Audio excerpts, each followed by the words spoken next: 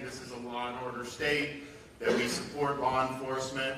Not everyone backs that up with actions, and we have backed that up with actions with a number of the things that we have done. We got money for rural sheriff's deputies last budget. We did the bonuses. We have the recruitment program, all down the list. And that's all great because it shows that you're putting your money where your mouth is. But at the end of the day, that really isn't answering the actual question is, okay, we're a law and order state. We support the people that wear the uniform. We've got good programs. We've got, by and large, strong laws, although we need to do some more there. What does that get the people of Florida?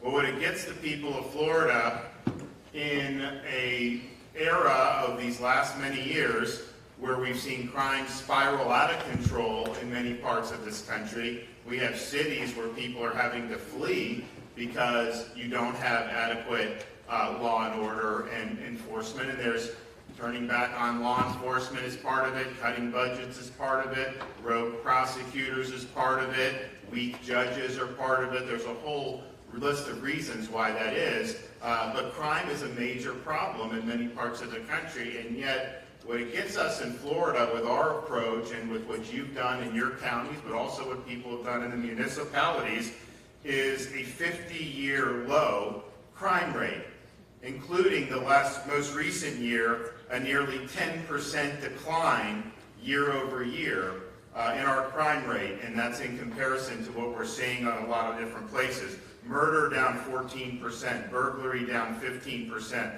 robbery down 17%. That doesn't happen by accident. And in fact, if you look what's gone on, you're seeing the reverse of those, actually probably even on steroids in terms of some of the increases. And so what you're doing matters. What we do in Tallahassee to provide support matters. And when you don't have the approach that our sheriffs have taken in Florida, or our state government has taken, or many of our strong municipalities, the police departments there, you get different results. And these aren't just numbers on a sheet of paper when you have murder down 14%. Those are people's lives that have been saved because of what's gone on with the leadership of people in this room. When you have victims of crimes in other parts of the country, had they just had an approach here, they would not have been victimized. That's an honest-to-God fact that what we're seeing. So this impacts people's lives in profound ways. I can tell you from our state's perspective, if you look at the amount of people that have moved into Florida, even the people that visit Florida in record numbers, some people just come for a couple months just to get away from some of the stuff. And there's been a lot of stuff that's happened in our society over the last 3 or 4 years, not just crime related, but there were other things. But one of the number one things people say when they come to Florida is they wanted a safe community. They didn't feel that they had that in many other parts of the country. And so as we have a record budget surplus, like way more than we've ever had, part of that is because we have strong economic fundamentals, and part of that is because we're attracting more investment, more individuals. And look, if someone retires here, they're contributing to the economy. We've got a lot of people that have moved families here from all across the country. I mean, people will move, and we've always been a destination. I mean, that's not like that's new just in the last few years. But when you have people moving from Washington State and uprooting their family, California, in really significant numbers, that's telling you something. And I think our approach to law and order has been a really big part of that. And the people in this room, of course, have been a really, really big part of that. And so we're proud of what we've been able to do. You know, when we had Hurricane Ian hit, and came all the way to the east coast of Florida, I mean, the big impacts in southwest Florida, you had people that were displaced, you had people that were in need of rescue. The number of rescues was probably a record that's been done after any storm that we've seen. We had barrier islands that were severed from the mainland because the bridges got wiped out. So you had all these folks, Coast Guard, state law enforcement, local law enforcement out there helping. But what we also understood was yeah, that's your job, but you were not necessarily immune from the effects of the hurricane. So you had a lot of people who work for the sheriff's department or work for some of the police departments who got displaced. So we were able to, with the First Lady's fund that she started, the Florida Disaster Fund, it's now raised over $62 million, but we were able to, pretty shortly after the storm passed, dedicate millions of dollars to the organizations representing the sheriff's departments, the police departments. We did firefighters, we did the teachers, we did all that. And so we understood that there's multifaceted needs. If there's more needs from that storm, we do have more money in the disaster fund, so ask us. We just did more for the teachers, and we're happy to do more for the men and women of law enforcement. But those are tough duties when you're out there having to save other people, and maybe your home has been destroyed, and you've got a lot of pieces to pick up, but you kind of got to put that aside, and you got to care about others and worry about yourself later. So we're proud that we were able to make an impact on that. We're also proud that our bonus program has done very, very well, $5,000. The word is on the street that if you come to Florida, you can get that. We're going to keep that program going, and we've gotten a lot of people. I think there's been more than 1,000 bonuses distributed already for a program that just went into effect last summer. So we're going to continue to do more of that. And honestly, money is nice, but it's really a signal to people about when you're coming to Florida, you're going to be welcome and appreciated, versus many parts of the country where that's just not the case. And so I want to thank the legislature for stepping up and helping us doing that. We've also done things like try to facilitate more people entering law enforcement, and we created the Florida Law Enforcement Academy Scholarship. So that's tuition fees and up to $1,000 of eligible education expenses for trainees enrolled in a law enforcement officer basic recruit training program. Also have a reimbursement program to pay for up to $1,000 of equivalency training costs for certified LEOs who relocate to Florida, or members of special ops forces who become full-time law enforcement officers in Florida. Sometimes people don't realize our bonus program, yes, people recruit and all that, but it also applies to new recruits within the state of Florida. So if you're new to law enforcement and you sign up, you can get that, and many of these bonuses have actually been for that. And I think that's just as important because it shows that the state values the profession and values that career pathway, and we want to encourage people to be able to take it. I don't think you would necessarily see that in some other states in terms of how they may approach it. And so I think it's been effective in terms of what we've been able to do there. We also made dependent children of law enforcement officers eligible to receive one of our school choice scholarships through Step Up for Students. And so you can take that scholarship and you can go to a school of your choice, including a private school, and that's helping both the children, your children of your deputies achieve their scholastic goals. Now, we're here in St. John's where we lived before we went to Tallahassee. Really good school system. Parents are very happy. We've done very well across the state in education compared to maybe 20 years ago, but not every place has a school that's right for the kid. So if you're there, particularly in areas where law enforcement is probably needed the most, maybe that school there isn't right for you. Well, now you don't have to worry about that. You can go and find a school of your choice. So we were happy to be able to do that to make it easier for law enforcement who are raising a family.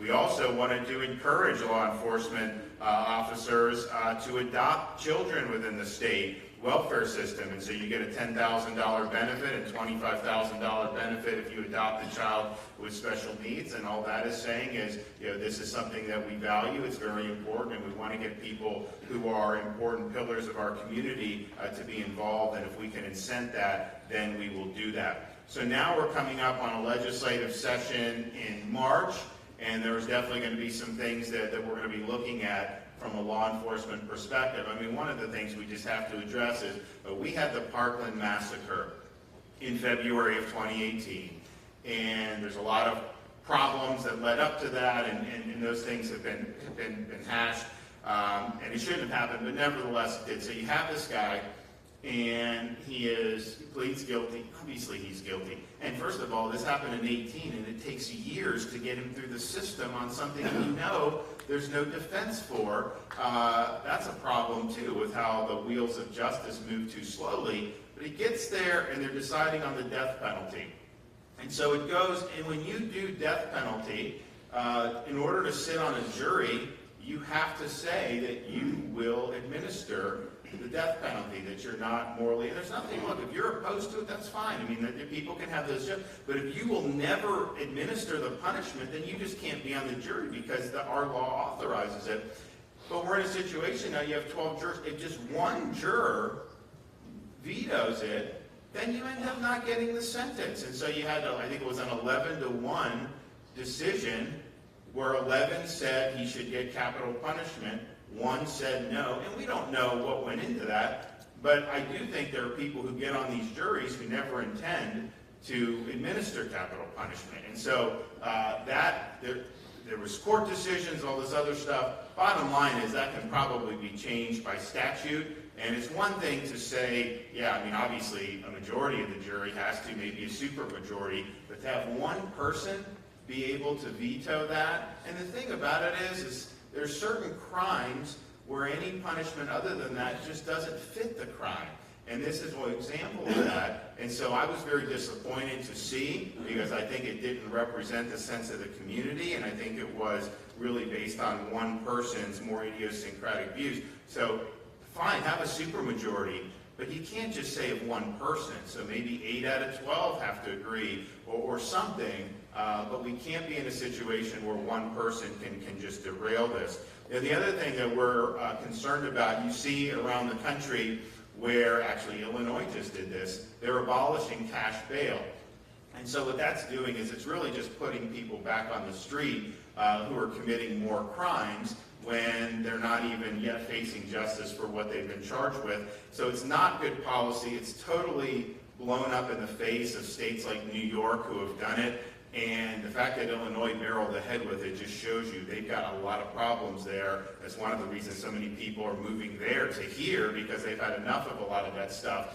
But that's a huge, huge problem. It's bad policy. We, of course, in Florida would never enact anything like that via legislation. However, you do have judges who are very weak on some of this. And one of the things I've noticed, and we've had LEO deaths, and you look at the perpetrator, and this is somebody that's been arrested and released like dozens of times. And you just think to yourself, okay, they're putting back on the street, and sometimes it's prosecutors, but sometimes it's these judges just putting back on the street. And so we want to make sure that we're reining in some of the judicial discretion to be able to put dangerous people back on the street. So we're going to be looking at that. We're going to be looking at other ways to make sure that our laws are enforced, and that people who are going to be committing crimes in our community are held accountable, not just passed off to somebody else as somebody else's problem or released back on the street. We've also seen problems around the country with prosecutors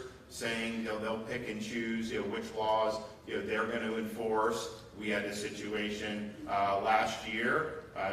They weren't going to enforce certain laws they didn't like. So I suspended the prosecutor. We can't go down the road of having prosecutors pick and choose what should be enforced. I mean, just think about what it does to morale for law enforcement. You go in, someone's committing crimes, you do your job, and then they just let them go. And they don't even follow through with a lot of it. So it breeds contempt for the rule of law, and it's not going to stand here in the state of Florida. You take an oath as the rule of law.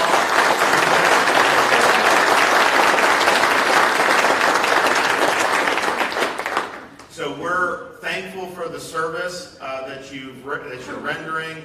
We thank your deputies for their great service. Of course, we've got police departments across our state that have also done a good job. We're also proud of our state law enforcement agencies that have worked very hard and worked very collaboratively with a lot of you. I mean, I know we've worked with some of you, on the illegal immigration. We worked with you on some other stuff to really do our best at defending and protecting the people of Florida. So, job well done. We got a lot more to do, but you can always count on us in the state of Florida standing up for you. Thank you all, and God bless.